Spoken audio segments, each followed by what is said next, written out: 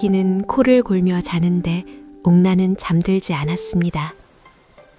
그녀는 마당 한가운데 서서 자신의 치마를 잡고 허공에 대고 크게 휘둘렀습니다. 휙, 휙, 바람소리가 온 마을을 휘감았죠. 그러자 신기하게도 이웃집 부잣집 창고 방향에서 은은한 금빛 가루들이 바람을 타고 옥난의 치마 속으로 빨려 들어오는 것이 아니겠습니까?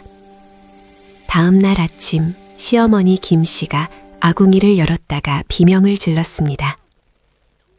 불을 떼지도 않았는데 아궁이 안에는 하얀 쌀밥이 가득 담긴 가마솥이 펄펄 끓고 있었기 때문입니다. 이게 대체 어디서 난 쌀이냐? 옥나는 태연하게 말했습니다.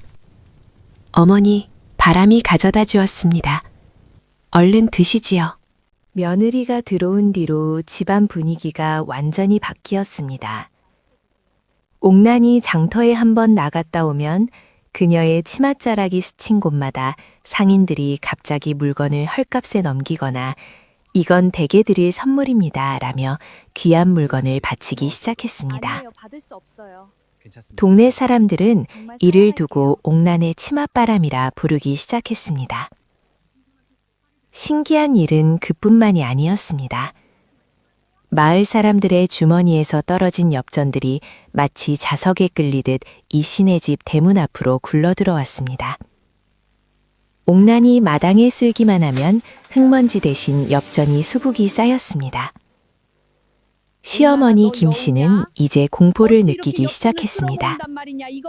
얘야, 너 혹시 여우냐? 아니면 도깨비냐?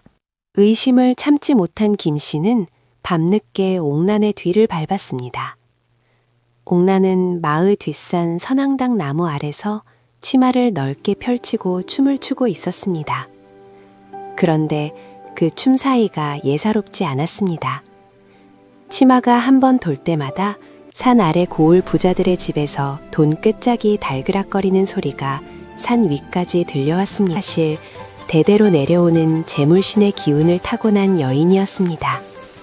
하지만 그 기운을 쓰려면 조건이 있었습니다. 가장 가난하고 가장 순박한 남자의 아내가 되어야